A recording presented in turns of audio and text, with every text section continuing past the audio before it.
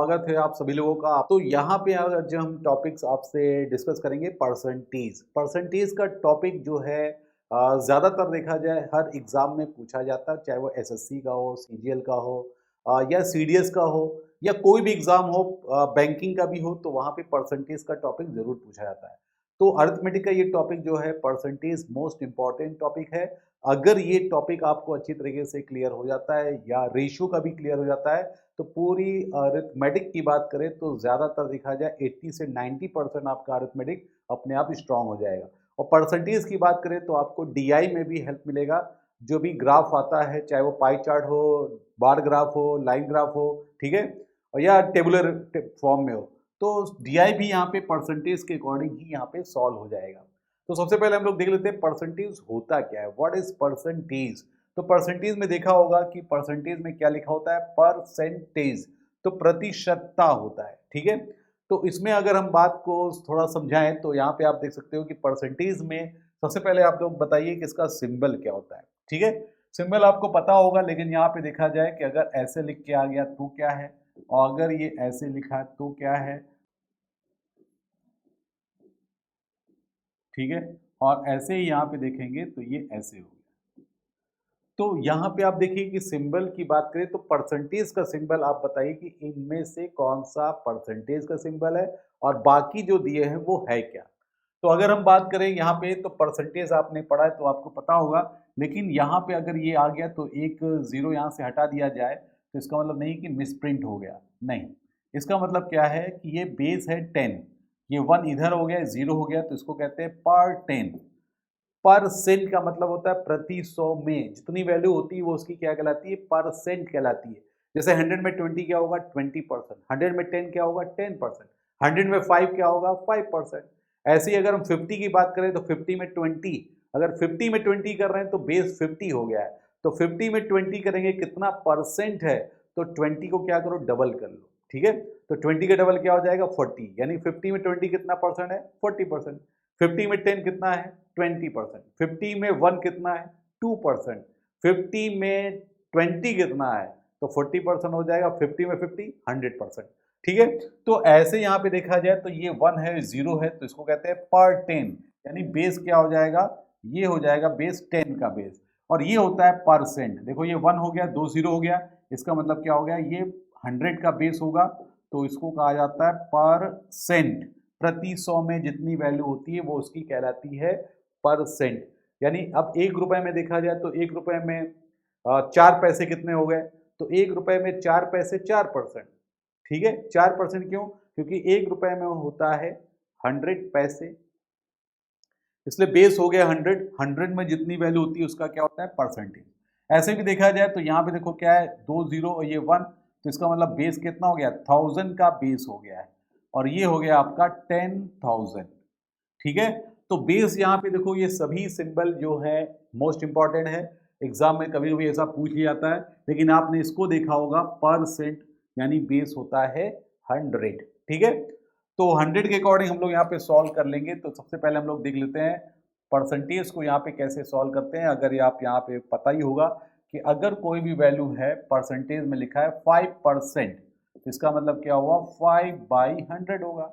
ऐसे ही अगर यहाँ पे लिखा है 2%, तो इसका मतलब क्या होगा, 2/100 हो जाएगा। अगर कोई वैल्यू यहाँ पे 2/3 है, परसेंटेज में चेंज करना है, तो परसेंटेज के लिए हम लोग क्या करते हैं, इसका मल्टीप्लाई 100 से कर देते हैं, तो ये हो जाता है परसेंटेज। अगर परसेंटेज में है तो डिवाइड करेंगे 100, और कोई भी वैल्यू परसेंटेज में निकालनी होती है तो 100 से क्या करते हैं, मल्टीप्लाई करते हैं, ठीक है। तो आगे यहाँ पे देख लिया जाए तो यहाँ पे आप देख ही सकते हैं बेस हो गया ये 100। अब 100 के अकॉर्डिंग इसको हम यहाँ पे देखें तो कुछ स्टेबल यहाँ पे इंपॉर्टेंट जो फ्रैक्शन वैल्यू होती है मोस्ट इंपॉर्टेंट होती है। अगर उस टाइप की फ्रैक्शन वैल्यू को आप अच्छी तरह याद कर लेंगे, उसकी बेस वैल्यू को याद कर लेंगे, तो जो डीआई में यूज होता है या कैलकुलेशन में यूज होता है, या कोई भी सवाल अगर आता है, चाहे वो प्रॉफिट लॉस का हो, टाइम एंड वर्क का हो, परसेंटेज का हो, तो वहां पे आप कैलकुलेशन में थोड़ा सा स्पीड आपकी क्या हो जाएगी, बढ़ जाएगी, ठीक है। अब यहाँ की देख लीजिए परसेंटेज की बात किया जाए तो देखिए यहाँ पे पहले 1/100 अगर देखा जाए तो पहले आप यहाँ पे देखिए क्या होता है, जैसे 1/1 है, इसका मतलब क्या हो गया, 100%। ऐसे ही 1/2 की बात करें तो ये क्या हो गया 50%। ऐसे ही यहाँ पे देखिए 1/3 की बात करें तो ये होता है 33 होल 1/3%। ऐसे ही ये 1/4 की बात करेंगे इंटू 100 करके निकालेंगे तो ये होता है 25%। ऐसे ही यहाँ पे देखिए 1/5 करते हैं तो ये होता है 20%। और 1/6 की बात करें तो ये होता है 16 होल 2/3%। और ऐसे ही 1/7 की बात करें तो ये होता है 14 होल 2/7%। ठीक है, टेबल में आप लोग बनाइएगा तो क्या करना, लास्ट यानी कि एक साथ पूरी लाइन से करिएगा, क्योंकि टेबल से भी कुछ सवाल क्या होते हैं बहुत जल्दी निकाले जाते हैं। तो यहाँ देखिए 1/7 के बाद क्या आता है, ये होता है 1/8।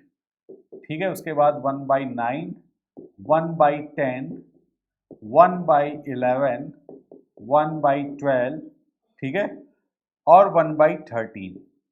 कम से कम 20 तक आना चाहिए। फिलहाल आपको समझा दे रहे हैं कि कैसे आप निकाल रहे हैं और कैसे इसको याद करना है। अब देखिए 1/8 की बात करें तो ये होता है 12.5 यानी 1 होल 1/2%। 1/9 कितना होता है 11 होल 1/9%। और ये 10 हो जाएगा, इंटू 10 करेंगे तो ये 10% हो जाएगा। और ये हो जाएगा 9 होल 1/11% हो जाएगा। और ये हो जाएगा 8 होल 1/3% हो जाएगा। और ये हो जाएगा 7 13 91 हो गया, 9/13 हो गया। ठीक है, ये ऐसे होगा। तो कुछ बेस वैल्यू की बात करें तो ये पूरी टेबल को आपको याद होना चाहिए। क्यों? क्योंकि कहीं भी अगर ये वैल्यू आ जाए कि मान लो कोई भी आर्टिकल है जिसकी एमआरपी है, किसकी एमआरपी यहाँ पे देख लिया जाए, एमआरपी यहाँ पर है, मान लेते हैं सीधे सीधे 6000 है। ठीक है, तो और इस पे डिस्काउंट अगर हो रहा है 16 होल 2/3%, 16 से 2/3%, तो कितने रुपए का डिस्काउंट हुआ अगर आपको निकालना है।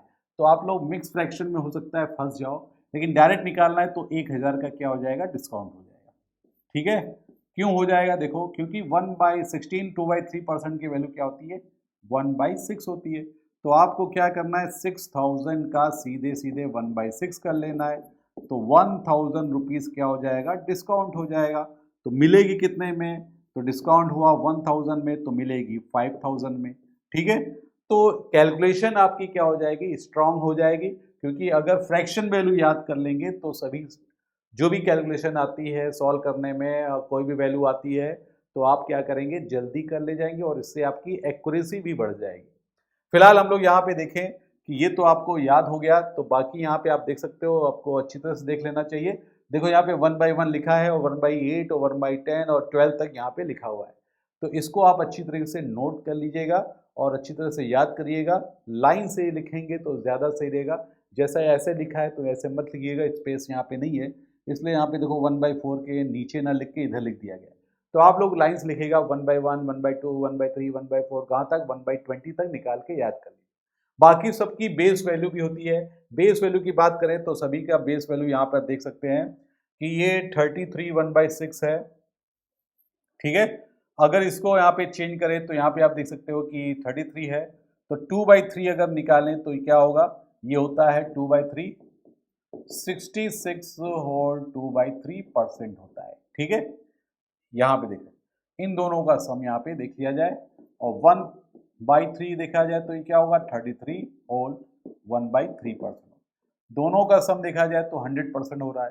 तो एक यहाँ पे देखो कैलकुलेशन के लिए इंपॉर्टेंट हो गया कि 2/3 कितना परसेंट होता है।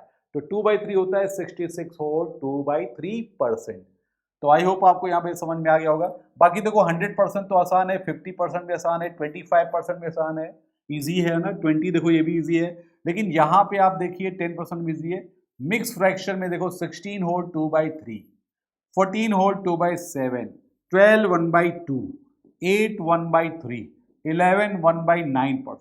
सभी की बेस वैल्यू से एक टेबल और बन जाएगी, उसको भी याद कर लेंगे तो आगे जो भी सवाल आता है, जो भी न्यूमेरिकल में क्वेश्चन पूछे जाते हैं, ठीक है, तो सभी टाइप के कैलकुलेशन को आप बहुत ही ईजी तरीके से इसको कर सकते हैं, बहुत ही ईजी उसको बना भी सकते हैं। तो सबसे पहले हम लोग यहाँ देख लेते हैं 1/8 की बात करें, थोड़ा सा हम यहाँ पर इसको लेंगे कि इसको बेस लेकर एक टेबल बना देते हैं, उसके बाद इसको बेस लेके बनाएंगे।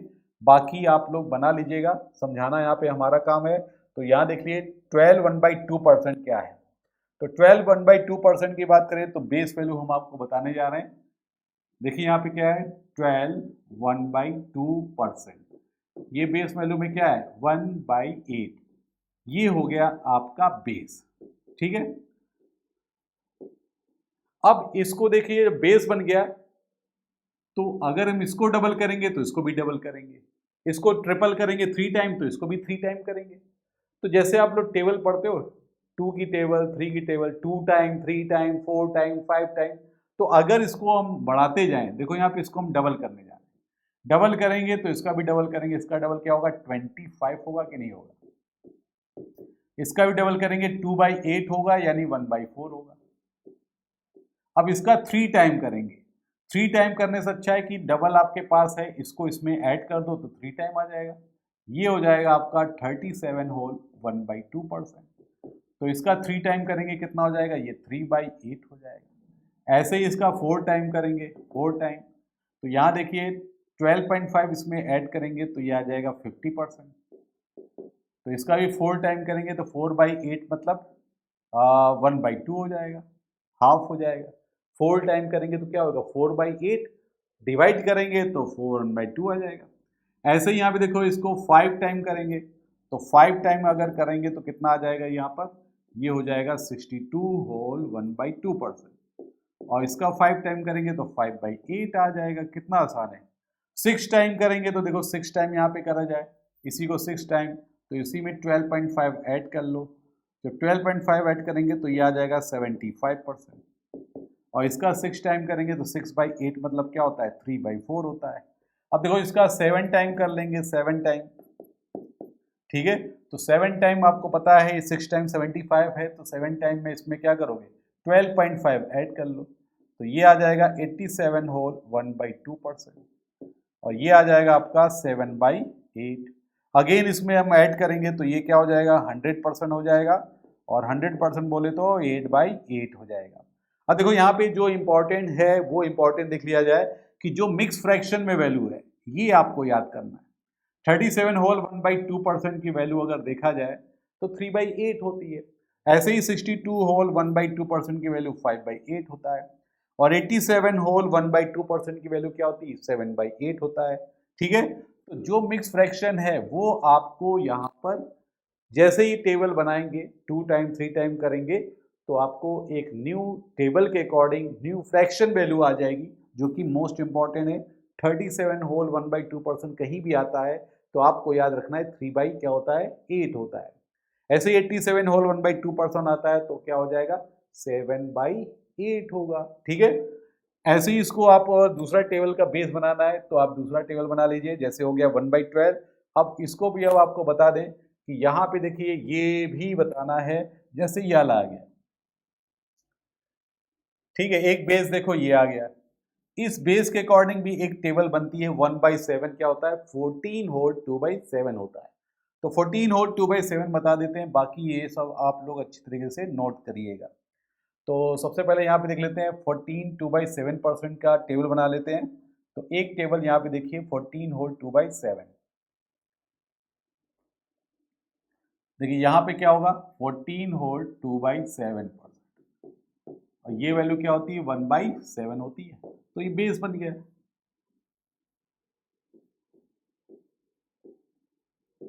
अब देखिए इसका 2 टाइम करेंगे तो इसका भी 2 टाइम करेंगे, इसका 2 टाइम, तो देखिए 28 28 हो जाएगा, और 2 2 जा 4 हो जाएगा, 4/7 हो जाएगा, तो ये क्या हो जाएगा 2/7 हो जाएगा। इसका भी 2 टाइम करना पड़ेगा। ठीक है, 2 टाइम एक तरफ कर रहे हैं तो दूसरी तरफ भी 2 टाइम, 3 टाइम, फिर 4 टाइम, फिर 5 टाइम, एक न्यू टेबल बन के तैयार हो जाएगी। अब देखो इसका 3 टाइम करेंगे तो इसका 3 टाइम करते हैं तो कितना हो जाएगा, ये आ जाएगा 42 6/7, और ये हो जाएगा 3/7। ऐसे ही 4 टाइम करना है तो 4 टाइम के लिए क्या करेंगे, ये आ जाएगा देखिए 56, और 4 2 जा 8 होता है 7 होता है, लेकिन कभी भी 8/7 आता है तो इसको हम लोग नहीं लिखेंगे, इसको आप ब्रेक करके लिख सकते हैं 1 होल 1/7। और 56 में अगर हम 1 ऐड कर देते हैं तो 4 टाइम करेंगे तो 8/7 ना होके ये 1 होल इधर ऐड हो जाएगा, तो ये हो जाएगा 57 होल 1/7%, और ये आ जाएगा 4/7। 5 टाइम निकालना है तो 5 टाइम आप इस बीच में देखिए, 5 टाइम कर लीजिए, इसका 5 टाइम, 5 टाइम कितना होगा, ठीक है, तो ये 70 हो जाएगा। इसका 5 टाइम करेंगे तो 14 5 से कितना होता है 70, और 5 2 से कितना होता है 10/7 हो जाएगा। तो आप यहाँ पे देखिए 10/7 नहीं लिखेंगे तो इसको क्या लिखेंगे 1 होल 3/7, और 70 में अगर हम 1 ऐड कर लेंगे तो 71 हो जाएगा। 71 3/7 आएगा, और ये वैल्यू होती है 5/7। ठीक है, तो आपको क्या करना है, 5/7 होगा तो 71 होल 3/7 होगा। इतनी बात समझ में आ गई। अब ऐसे ही यहां पे देखो 6 टाइम करना है, 6 टाइम, तो 6 टाइम के लिए 6 से मल्टीप्लाई तो 84 होगा। ठीक है, और ये 12 होगा, एक चला जाएगा तो यहां पे देखो 85, और यहाँ पे कितना आएगा 1 से 5 माइनस कर लो तो ये 5 आ जाएगा, 7 5 5/7। ठीक है, तो ये हो जाएगा आपका 85 होल 5/7%, तो ये होता है 6/7। बाकी 100% आ जाएगा, 100% बोले तो 7/7 यानी कि 1 हो जाएगा। तो इंपॉर्टेंट यहाँ पे देखो ये आ जाएगा, सभी मिक्स फ्रैक्शन वैल्यू यहाँ पे मोस्ट इंपॉर्टेंट है। ठीक है, देखिए 28 होल 4/7% भी अच्छा है, 42 6/7 भी है। तो इसी तरह आप न्यू टेबल आप लोग बना सकते हैं और अच्छी तरीके से याद कर लीजिएगा। ठीक है, बात समझ में आ गई। तो चलते हैं आगे, देख लेते हैं कुछ टाइप का यहाँ पे क्वेश्चन आता है। तो कंपेयर करने वाले क्वेश्चन को हम लोग यहाँ पे ऐड करेंगे। तो किस टाइप के सवाल आते हैं, तो परसेंटेज का और भी जो इंपॉर्टेंट है वो हम आगे ऐड करा देंगे। ठीक है, पहले तो आप इसको याद करिएगा टेबल, और परसेंटेज में देख लेते हैं। कॉन्सेप्ट ऑफ परसेंटेज आपको बताए दिए थे। कंपेयर करने वाले क्वेश्चन को पहले हम बताते हैं कंपेयर कैसे किया जाता है। ज्यादातर क्या होता है, कंपेयर करने वाले सवाल लोग गलत कर देते हैं। तो पहला सवाल हम लोग देख लेते हैं कि पहला क्वेश्चन यहाँ पे है क्या। देखो, A's income is 10% more than B's income. अब देखो यहाँ पे क्या है, ए की इनकम बी की इनकम से 10% क्या है, ज्यादा है। How much percent is B's income less than A's income, तो इसका मतलब क्या हुआ, then how much percent B's income less than A's income. तो बी की इनकम ए की इनकम से कितने परसेंट कम है, लेस है। तो ए की इनकम अगर बी से इनकम से 10% अधिक है, तो इसको दो तरीके से कर सकते हैं। देखिए मेथड क्या है, अलग अलग। एक है आपका परसेंटेज से, ए की इनकम बी की इनकम से 10% मोर है तो बी को मान लो 100, और ये 10% मोर है तो 110 हो जाएगा। ठीक है, इतनी बात समझ में आ गई, परसेंटेज के अकॉर्डिंग और रेशियो के अकॉर्डिंग। अब ए की इनकम बी की इनकम से 10% मोर है तो बी की इनकम ए से कितना कम है ये निकालना है, ये इसके कितना कम है। तो देखो डिफरेंस यहाँ पे क्या होगा, 10 होगा। किससे कंपेयर कर रहे हैं, जिससे भी कंपेयर किया जाए। तो यहाँ पे क्या है, ए की इनकम से, किससे कंपेयर कर रहे हैं, ए से। तो जिससे भी कंपेयर करेंगे वो बेस वैल्यू होती है। तो ए से कंपेयर कर रहे हैं तो ए की वैल्यू क्या है 110 इंटू 100। तो आप देखेंगे 1/11 आपको याद होगा। अब अगर टेबल याद होगा तो 1/11 को कैलकुलेट करने की जरूरत नहीं है, ये हो जाएगा 9 होल 1/11%। ठीक है, तो आंसर क्या हो जाएगा 3 होगा, 9 होल 1/11% हो जाएगा। इतनी बात समझ में आ गई।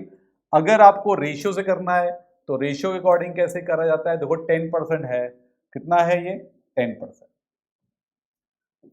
अगर ये 10% है तो आप देखिए 10% क्या होता है 1/10 है। ठीक है, अगर ये मोर है तो इसका मतलब क्या है, एक ज्यादा है। 1/10 का मतलब पहले 10 थी अब एक ज्यादा हो गई। ठीक है, तो कितनी हो गई यहाँ पे 11 हो गई। तो 1 का डिफरेंस तो होगा ही होगा, लेकिन हम लोग कैलकुलेट करेंगे 11 पे। ए की इनकम बी से अगर 10% ज्यादा है तो बी की इनकम ए की इनकम से कितने परसेंट कम है, तो ये आंसर आ जाएगा 9 होल 1/11% आ जाएगा। ठीक है, इतनी बात समझ में आ गई। तो चलते हैं नेक्स्ट क्वेश्चन की तरफ बढ़ते हैं। अगला सवाल देख लेते हैं इसी टाइप का। अगर लेस है तो कैसे करते हैं, मोर है तो कैसे करते हैं। अब देखिए ए की इनकम बी की इनकम से कितने परसेंट यहाँ पे देखा जाए 20 कम है, तो पहले परसेंटेज के अकॉर्डिंग देख लिया जाए। बी की आय से, इनकम से, तो इसका मतलब इसको 100 मानेंगे, 20 कम है तो ये 80 हो जाएगा। सही है, यहां तक समझ में आ रहा है सभी को। अब देखो यहां पर बी की इनकम ए की इनकम से कितने % ज्यादा है, तो बी की इनकम से कितना ज्यादा, देखो यहाँ पे कितना मोर है, ये ज्यादा कितना है, ये है 20। किससे कंपेयर कर रहे हैं, जिससे भी कंपेयर किया जाता है। देखो यहाँ पे किससे कंपेयर कर रहे हैं, ए से, तो जिससे भी कंपेयर किया जाएगा वो आउट ऑफ होगा, यानी 80 इंटू 100 कैंसिल हो जाएगा, 1/4 हो जाएगा, और 1/4 का मतलब क्या होता है, 25%। तो ये तो हो गया आपका आंसर 25%। तो आई होप आपको यहाँ पे बात समझ में आ गई कि कंपेयर करने वाले सवाल कैसे यहाँ पे सॉल्व करते हैं। तो नेक्स्ट क्वेश्चन को भी कर लिया जाए, बाकी आपको अगर उससे करना है रेशियो से, वैसे भी करा जा सकता है। तो चलते हैं नेक्स्ट क्वेश्चन की तरफ बढ़ते हैं, अगला सवाल देख लेते हैं कि कैसा यहाँ पर पूछा जा रहा है और ये कैसे सॉल्व किया जाता है। तो सबसे पहले देख लेते हैं, देखिए यहाँ पे सेम वैसा ही है, the income of C is 20% more than B's income, of B is 25% more than A. Find how much % is C's income more than A. तो इसके अकॉर्डिंग हम लोग देखते हैं, सबसे पहले अगर ये दिया हुआ है इस टाइप का, तो सबसे पहले आप लोग लिख लीजिए ABC, ठीक है। अब C की इनकम B से कितना % अधिक है, यहाँ 20%, B की A की तुलना में 25% अधिक है, तो C की B से B की A की तुलना में 25% अधिक है। तो सबसे पहले यहाँ पे देख लेते हैं, सी की income 20% more than B's income. तो इस टाइप के क्वेश्चन को यहाँ पे कैसे करते हैं कि 20% मोर देन बीज इनकम, 5% मोर करते हैं, ये 100 मानते हैं, और इसका यहाँ पे देखो 20% निकाल के इसी में ऐड करेंगे तो सी आ जाएगा। तो 20% यहाँ पे कितना होता है, 125, 20% होता है 1/5, तो 25 अधिक होगा तो ये कितना हो जाएगा, 150 हो जाएगा, ठीक है। ए को हमने मान लिया 100, ठीक है, और 20% मोर देन क्या है, बी से देखो इनकम है 20% मोर है, और बी की इनकम ए से कितना है, 25% मोर है। तो यहाँ पे देखो इस टाइप के क्वेश्चन को हम लोग ऐसे कर लेंगे, ठीक है। अब देखा जाए कि सी की इनकम ए की तुलना में कितने % अधिक है, तो आप देखेंगे सीधे सीधे ये कितना अधिक है, तो आप यहाँ पे देख सकते हैं ये 100 है, तो ये 50 यहाँ पे ज़्यादा है, तो 50% मोर हो जाएगा। कितना आंसर आ जाएगा, 50% मोर। तो डिपेंड करता है, आप 100 मान के भी कर सकते हैं, रेशियो से भी किया जा सकता है, ठीक है। तो जब रेशियो बताएंगे तो इस टाइप के क्वेश्चन को भी आगे भी हम ऐड करेंगे। तो अगला सवाल यहाँ पे देख लिया जाए, आई होप आपको समझ में आ गया होगा, खाली परसेंटेज में जैसे वैल्यू दिया जा रहा है वैसे ही इसको यहाँ पे सॉल्व कर लेते हैं। तो अगला देख लिया जाए, देखिए इस टाइप के क्वेश्चन को भी अगेन देखा जाए कि A earn 20% more than B, B earn 40% less than C, ठीक है। A is earning what percent of C earning, A से बी से 20% अधिक कमाता है। तो सबसे पहले हम लोग यहाँ पे लिख लेंगे ए, बी और सी। ए अर्न 20% मोर देन बी और बी अर्न 40% लेस देन सी। तो आप सी को यहाँ पर 100 मानो, जैसे यहाँ पे सीक्वेंस दिया होता है तो सबसे लास्ट वैल्यू को मानो। बी अर्न 40% लेस देन सी, तो 40% लेस यानी कितना हो जाएगा, 60 हो जाएगा, कम कमा रहा है 40%। अब ए जो है 20% मोर देन बी, तो 60 का 20% यहाँ पे देखो क्या है, ज़्यादा है। कितना ज़्यादा होगा, 12 ही तो ज़्यादा होगा, तो 60 में 12 ऐड करेंगे तो ये कितना हो जाएगा, 72 हो जाएगा, ठीक है। तो सभी वैल्यू यहाँ पे निकल के आ गया। अब आपको करना है कि ए की इनकम सी की कमाई का कितना % है। अब देखो इसकी इनकम देखा जाए, ए की इनकम जो है सी की इनकम का कितना % है, तो ए की इनकम, अब ये परसेंटेज इंक्रीज नहीं पूछा जा रहा है, ए की इनकम सी की इनकम का, तो सी की इनकम यहाँ पे क्या है, 100 है, तो 100 का बेस वैल्यू जो होता है वो उतना ही % होता है। हमने बताया था कि 100 में जितनी वैल्यू होती है वो उसकी उतनी ही वैल्यू होती है। तो 100 में 72 कितना है, 72%, तो आंसर यहाँ पे क्या होगा, 72% हो जाएगा आंसर। तो आई होप आपको ये बात समझ में आ गई होगी कि कंपेयर करने वाले सवाल कैसे सॉल्व कर रहे हैं और 100 मान के कैसे कर रहे हैं। को आगे हम यहाँ पे बताएंगे तो आपको रेशियो के अकॉर्डिंग बता देंगे कि रेशियो से इसको कैसे सॉल्व किया जाता है। तो अगला यहाँ पे देख लिया जाए, नेक्स्ट क्वेश्चन पर बढ़ते हैं, फटाफट देख लिया जाए कि इस टाइप के भी सवाल को ज़्यादातर एग्जाम में देखा गया है कि इस टाइप के क्वेश्चन कई एग्जाम में पूछे जा रहे हैं। तो इसको देखा जाए कैसे सॉल्व करने हैं, इसका तरीका क्या है, मेथड क्या है। तो आइए देखते हैं। देखिए दो नंबर हैं, यानी two numbers are 20% and 28% less than the third number respectively. यानी कि दो नंबर जो है क्रमशः की बात करें, यानी क्रम से है, तीसरे नंबर से 20% और 28% कम है। तो सबसे पहले हम लोग यहाँ पे लिखेंगे फर्स्ट, सेकेंड एंड थर्ड। तो दो नंबर क्रम से मतलब पहले 1 की बात हो रही, बाद में सेकेंड की बात हो रही।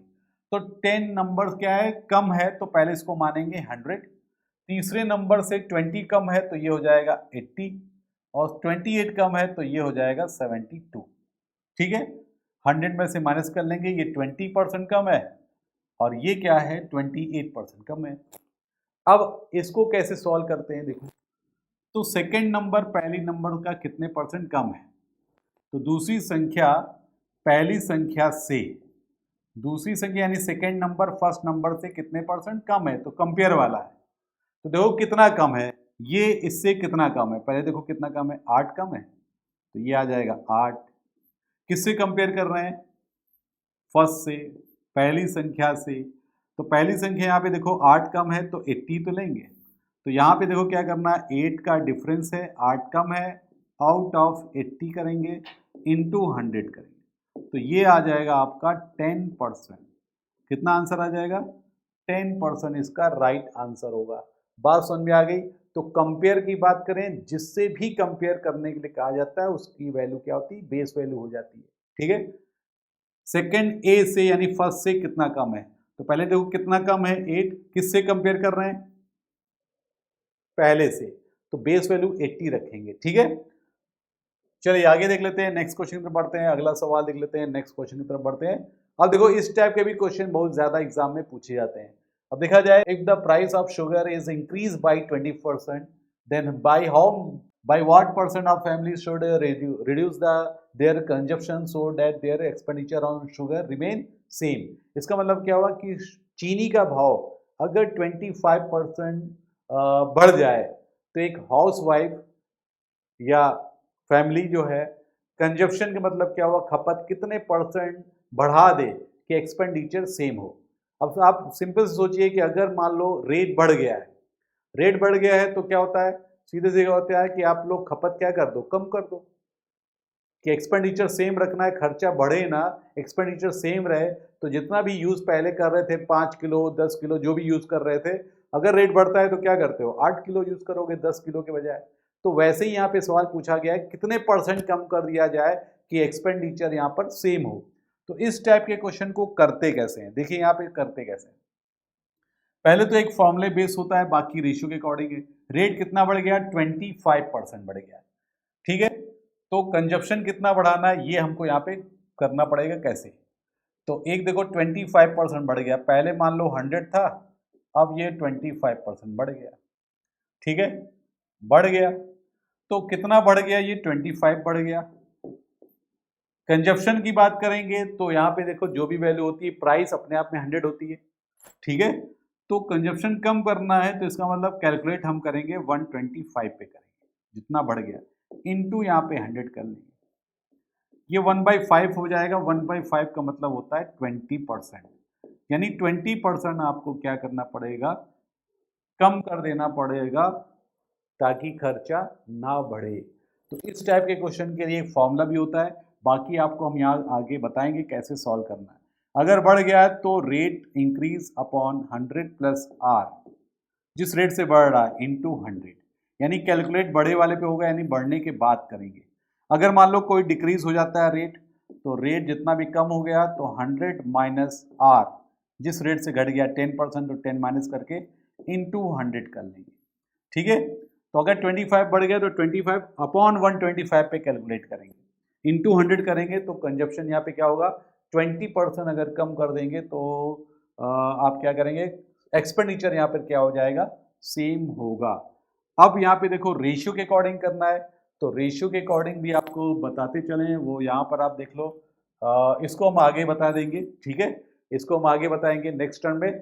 तो पहले आप इसको क्या बताया, तो परसेंटेज की पूरा टेबल याद कर लो। रेशियो के अकॉर्डिंग हम आगे भी डिस्कस करेंगे, अभी ये पार्ट स्टार्ट हुआ है। तो परसेंटेज का टॉपिक मोस्ट इंपॉर्टेंट टॉपिक है, जितना भी अच्छी तरीके से आप पढ़ लेंगे तो आपका अरिथमेटिक का टॉपिक अच्छी तरीके से स्ट्रांग हो जाएगा।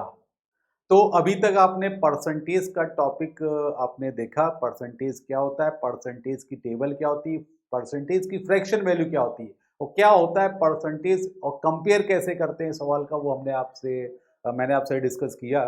अब आगे हम इसी कंटिन्यू करेंगे, लेकिन आज के लिए बस इतना ही। ओके, आप लोग इसकी प्रैक्टिस करते रहिएगा, टेबल आप अच्छी तरीके से याद कर लेंगे तो आने वाले समय में जो भी सवाल यहाँ पे दिया जाएगा आप उसको अच्छी तरीके से सॉल्व कर लेंगे। तो आज के लिए बस इतना ही। Okay, all the best, thank you.